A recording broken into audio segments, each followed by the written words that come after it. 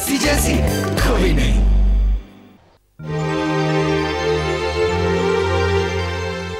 नहीं जस्सी, ठीक नहीं है। तब तक कुछ भी ठीक नहीं हो सकता जब तक तुम अपने आप को प्यार करना न सीखो, और मैं तुम्हें अपने आप को करना सिखाऊंगी। मैं अपने बाल नहीं कटवाऊंगी नंदिनी मैम, मैं हमेशा से ही ऐसी ही रही हूँ। मेरे लिए शक्ल सूरत ज़्यादा इम्पोर्टेंट नहीं है मैम, मैं अंदर से क्या हूँ मेरे लिए वही ज़रूरी है। जैसे अपने दिल पे हाथ रख के बताओ कि स्कूल से लेकर गुलमोहर तक जहाँ भी तुम गई हो, लोगों ने तुम्हारी शक्ल को देखा है, उसके पीछे छुपी तुम्हारी खूबसूरती को नहीं देखा। क्या तुम चाहती हो कि अब तुम गुलमोहर वापस जाओ तो वही लोग तुम पे हंसे, तुम्हारा मजाक उड़ाए, तुम्हें किसी से कम समझे, या तुम वहां एक नई जस्सी बन के जाना चाहती हो? बोलो।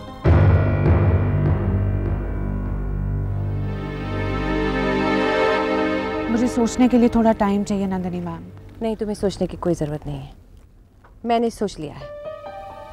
हम पहले तुम्हारे लिए नए कपड़े खरीदेंगे, फिर एक बहुत अच्छा सा हेयर स्टाइल तुम्हें देंगे। नंदिनी मैम नहीं, मेरे बाल, मेरे कपड़े मेरी पहचान है, मैं इन्हें नहीं बदल सकती, ये मेरे लिए नामुमकिन है।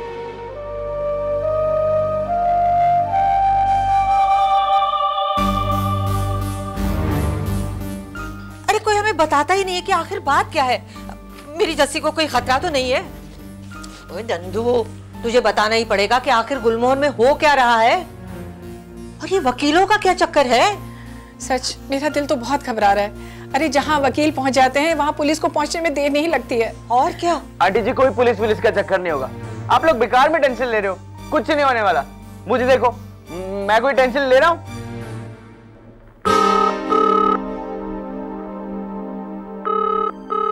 वाहेगुरु, अच्छी खबर हो। हेलो बेबी, मैं अरमान बोल रहा हूँ। अरमान? अभी तक जस्सी आई नहीं, उसका फोन आया, और मैंने आपसे कहा था कि आज 10 बजे मीटिंग है तो। लेकिन जस्सी उस मीटिंग में नहीं आ सकती। क्या? जस्सी मीटिंग में नहीं आ सकती?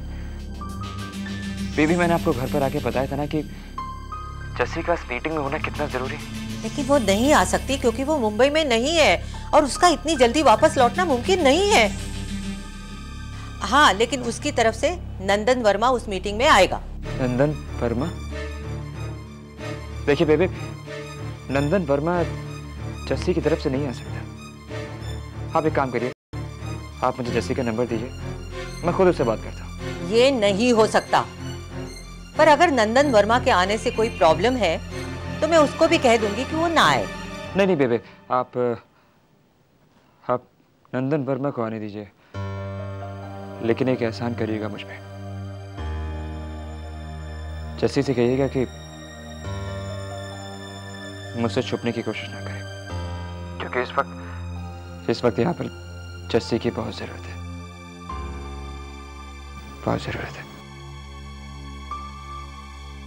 नंदू, तुझे पता है ना तू क्या कर रहा है? हाँ बेबी, आप चिंता मत करो। ध्यान से बेटा। ओए, फिर क्या तू? ये तेरी हिम्मत कैसे पड़ी जस्सी के पेपर्स को छूने की? किसकी इजाजत ली तूने? किसकी इजाजत ली?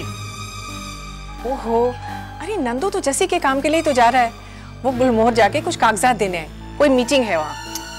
अरे कौन से कागजात, कैसी मीटिंग? 1-2 फाइल्स रह गई थी। क्या बकवास कर रहा है तू? सारे पेपर्स दे करके गई है जस्सी, और बैलेंस शीट तो खुद मैंने तैयार की थी, मैंने। 1-2 पेपर्स रह गए थे। देखा तेरे को क्या है ना? अंकल जी, मुझे देर हो रही है, मैं चलता हूँ, बाद में मिलूंगा।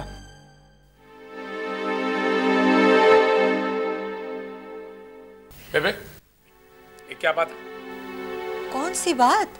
अरे वही बात जो तुम लोग मेरे से छिपा रहे हो, मुझे फौरन बताओ, फौरन। जी आप बिना बस खाम खा कुछ भी दिमाग में आ जाता है। चलिए, कोई बात ही नहीं है, और वैसे भी नाश्ता ठंडा हो रहा है। बेबे आप भी आ जाइए, चलिए।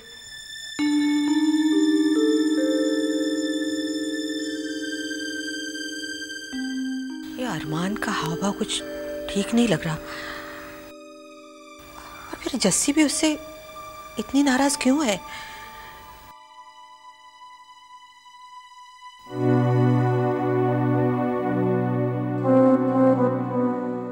बाबा जी, मुझे डर लग रहा है कि कुछ होने वाला है।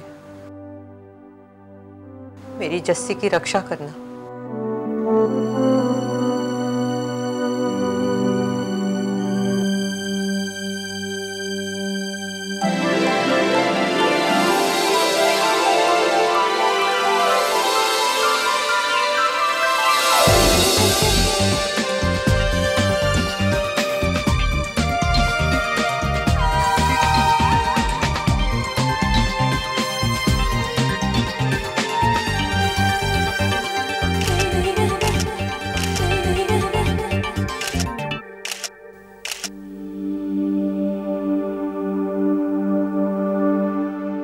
ये स्क्रीन पे जितनी खूबसूरत लगती है असल जिंदगी में भी उतनी ही खूबसूरत है ना। अच्छी लगी ना तुम्हें? हाँ। जबकि तुमने उसे सिर्फ दूर से ही देखा है, ना उससे कभी बात की है, ना उसके बारे में कुछ जानती हो, ना तुम्हें ये मालूम है कि वो कैसी इंसान है। देखो जैसे हम माने या ना माने, शक्ल सूरत बहुत इम्पोर्टेंट होती है, और जो लोग इस बात को नकारते हैं ना, वो अपने साथ बेइंसाफी करते हैं। पर मैम किस्मत भी तो होनी चाहिए ना। कुछ औरतें गौरी प्रधान जैसे पैदा ही खूबसूरत होती हैं, और एक औरत है जसमीत वालिया, जिनको ये यकीन है कि वो तो पैदा ही ऐसी हुई थी, और इस यकीन को उन्होंने पत्थर की लकीर मान लिया जिससे वो टस से मस नहीं हो। Okay, enough for the day. Hi Nandini. Hi, come here Gauri. Hi Gauri. Gauri ये है जसमीत वालिया, मेरी बहुत अच्छी दोस्त भी है और मेरे साथ काम भी कर रही है। और जैसी ये है गौरी प्रधान। हेलो। अरे इतना रूखा हालो, इतनी प्यारी लड़की है, इसको ऐसी भी क्या परेशानी है? वो मैं अभी आती हूँ। दिल का मामला है भाई। मेरा तो इस मामले में यही कहना है कि किसी ने तो सच्चा प्यार महसूस किया, प्यार करके खो दिया, लेकिन प्यार किया तो सही। जिंदगी में प्यार नहीं किया तो क्या किया? कुछ नहीं किया। अरे इसे चीयर अप करने के लिए कुछ करे। मैं तो इतने दिन से कोशिश कर रही हूँ कि अपना हेयर स्टाइल थोड़ा चेंज करा ले, अपने कपड़े चेंज कर ले, तुमको अच्छा लगेगा, लेकिन मानती ही नहीं है। और मैंने भी चैलेंज दिया है कि मैं इसे VLCC look of the year की कंटेस्टेंट्स जैसी एक खूबसूरत लड़की बना के रहूँगी। बस beauty parlour, hair cut and boutique, that's it. तुम बिल्कुल सही कहती हो नंदिनी। जब मैंने उसे देखा ना, तब मुझे भी ऐसा लगा कि ये लड़की अगर जरा सा अपनी शक्ल सूरत पर ध्यान देना तो बहुत अच्छी लग सकती है ना? पर वो मेरी बात माने तब ना। तुम मना के देखो ना गौरी, शायद तुम्हारी बात मान जाए। और कुछ नहीं तो एक हेयर कट के लिए मना लो। ठीक है, मैं मनाती हूँ उसे। वैसे भी बहुत कम लोग हैं जो मेरे मनाने से मानते नहीं। भाई मेरा तो इस मामले में यही कहना है कि किसी ने तो सच्चा प्यार महसूस किया, प्यार करके खो दिया, लेकिन प्यार किया तो सही।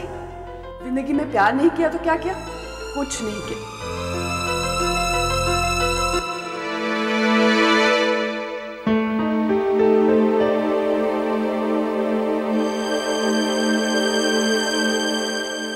जैसी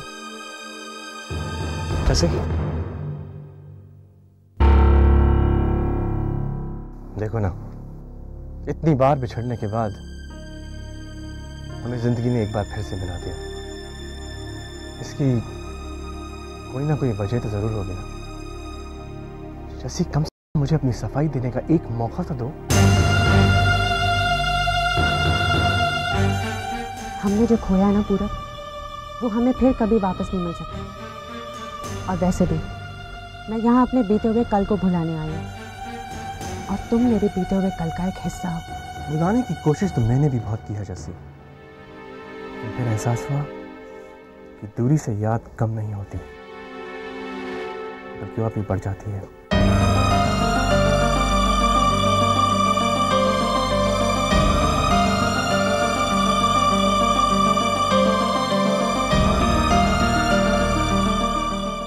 कितना कुछ भुलाना चाहती है वो, लेकिन किस्मत उसे भूलने नहीं देती। मेरे जाने के बाद क्या हुआ नंदिनी? क्या लगता है मिस जसमीत वालिया, वो इस तरह यहां पर सब कुछ बिगाड़ कर बच सकती है?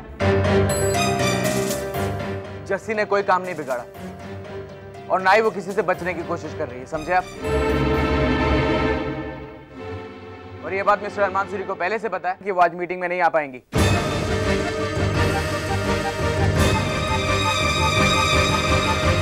पर मैं उनका लीगल रिप्रेजेंटेटिव हूं, उनका कानूनी प्रतिनिधि। मिस्टर, आप कोहिनूर के जनरल मैनेजर हैं, उसके ऑनर में हैं, और इस वक्त हमें कोहिनूर के मालिक यानी कि मिस जसमीत वालिया की जरूरत है इन पेपर्स पे सिग्नेचर करने की। और अगर ये नहीं हुआ, नहीं तो क्या? गुलमोहर के खिलाफ इस वक्त अदालत में कुछ केस चल रहे हैं और उन केस का फैसला 2 दिन में होगा। और इस बीच अगर जसमीत वालिया ने इन पेपर्स पे सिग्नेचर नहीं किया, वो कोर्ट में पेश नहीं हुई, तो जज कोई भी फैसला दे सकता है। यहां तक कि कोर्ट गुलमोहर को कोहिनूर के हवाले कर सकता है। पर वो साइन तो करके गई थी उन पेपर्स पे, पावर ऑफ अटॉर्नी पे। मिस जसमीत वालिया फाइनेंस के बारे में काफी कुछ जानती होंगी, मगर कानून के बारे में उनकी नॉलेज 0 है। वो पेपर काफी नहीं है, जस्सी को यहां आना पड़ेगा, आज अभी। जब तक गुलमोहर कानूनी तौर पर हमारे हवाले नहीं किया जाता, हमारा कोई भी काम आगे नहीं बढ़ सकता है।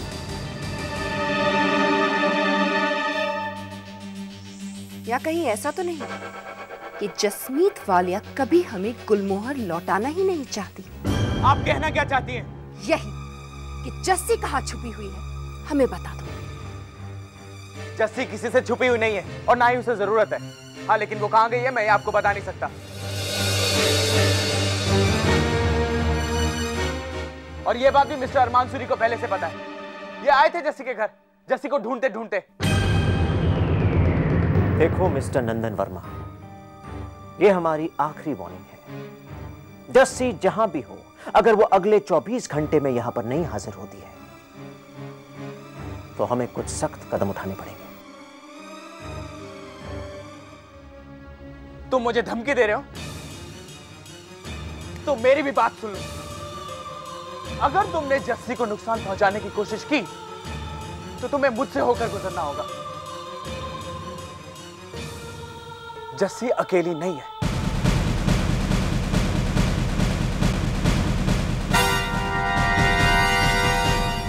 नंदू, एक मिनट। नंदू, मैं अकेले में तुमसे कुछ बात करना चाहता हूँ। मेरे साथ आओ, प्लीज।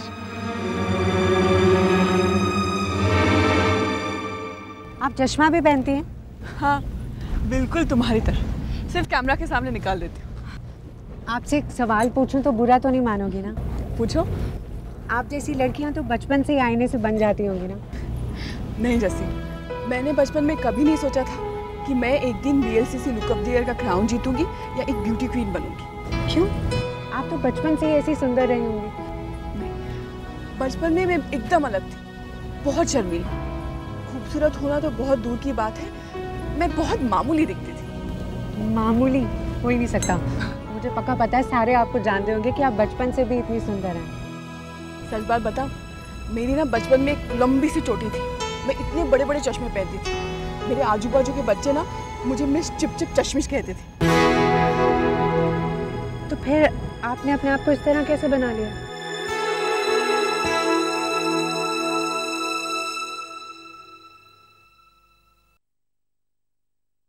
मैंने सबसे पहले जाकर अपना एक अच्छा सा हेयर कट करवाया।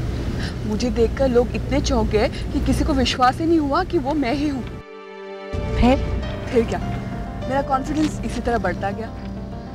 मुझे भी लगने लगा कि मैं भी सुंदर दिख सकती हूँ। फिर ये प्रोफेशन ज्वाइन करने के बाद वैक्सिंग, ब्लीचिंग, थ्रेडिंग ये तो रेगुलर चीज़ें बन गई। लेकिन वैक्सिंग, ब्लीचिंग, थ्रेडिंग से तो बड़ी दर्द होती है ना? इतना नहीं होता जैसे, लेकिन फ़र्क बहुत पड़ता है, शक्ल में भी और अपने कॉन्फिडेंस में भी।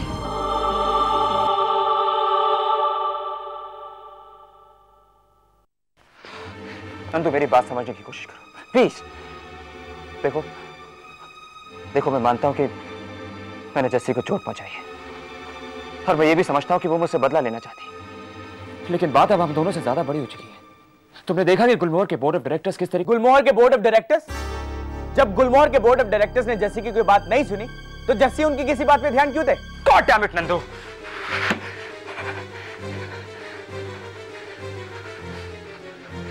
तुम समझने की कोशिश क्यों नहीं करते? नंदू तुम समझने की कोशिश क्यों नहीं करते? अगर जस्सी वापस नहीं आई तो सब समझेंगे कि वो भाग गई। और ये बात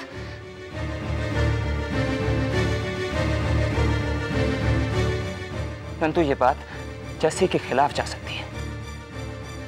नंदू, जस्सी से कहना कि मैं उससे भीख मांग रहा हूं।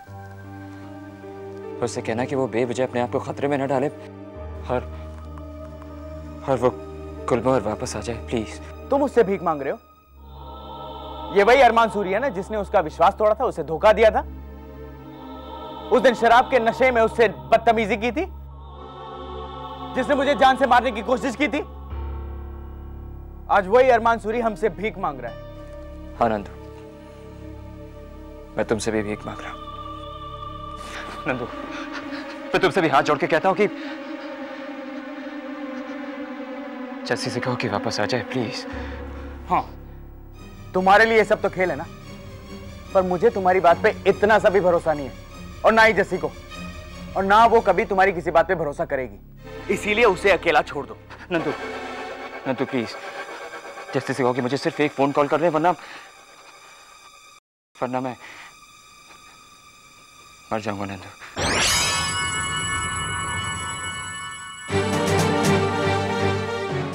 नहीं नहीं, किसी हालत में नहीं। उसने क्या नहीं किया तुम्हारे लिए, तुम्हारे गुलमोहर के लिए? अपनी जिंदगी तुम्हारे नाम कर दी, और बदले में तुमने क्या किया? कभी सोचा इस बारे में? नहीं सोचा तो अब सोच लो अरमान। मैं जा रहा हूं, अब तुम मेरी या जस्सी की शक्ल कभी गुलमोहर में नहीं देखोगे।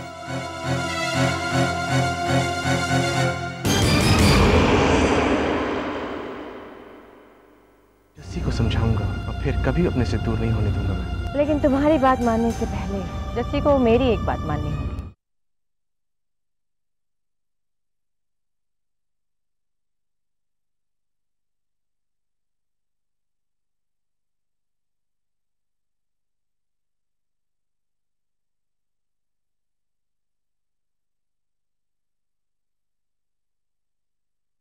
जस्सी जैसी कोई नहीं। और फिर मैं उसे यहाँ मॉरिशस ले आई। यहाँ आके मुझे उसने सब कुछ बताया, गुलमोहर में उसके साथ जो भी हुआ था। मुझे लगा यहाँ आके उसके घाव भर जाएंगे धीरे धीरे। तुम मिल गए और सब गड़बड़ हो गया। गलती मेरी है, पहले भी थी और अब भी। क्यों?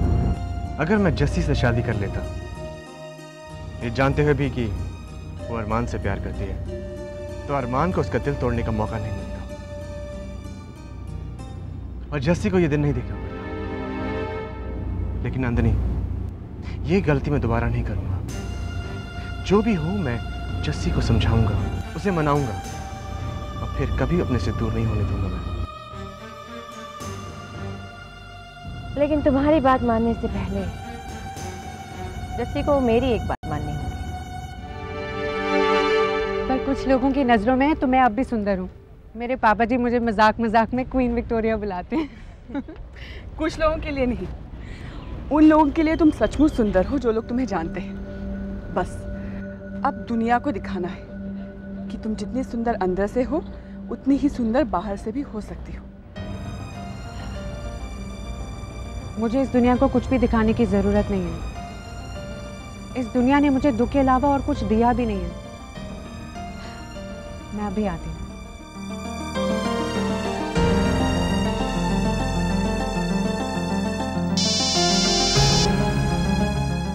हेलो। हाँ, कहाँ हो? यही पोर्ट पे। और जस्सी कहाँ है? अभी अभी गई है। कैसा रहा?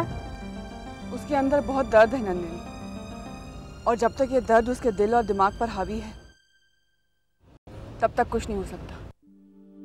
हाँ, चलो अब होटल में मिलते हैं फिर।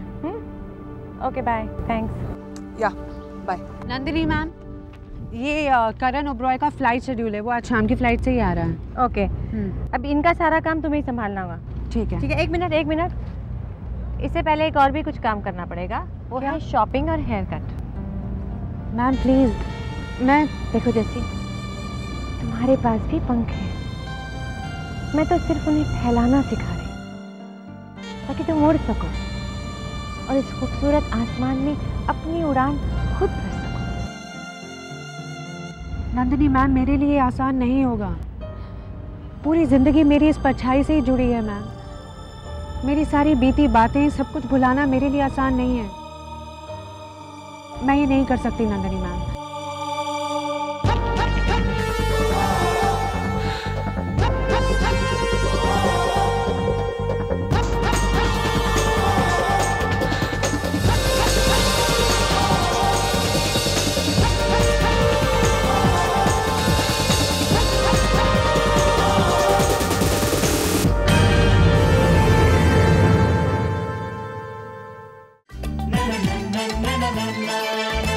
जैसी ऐसी कोई नहीं,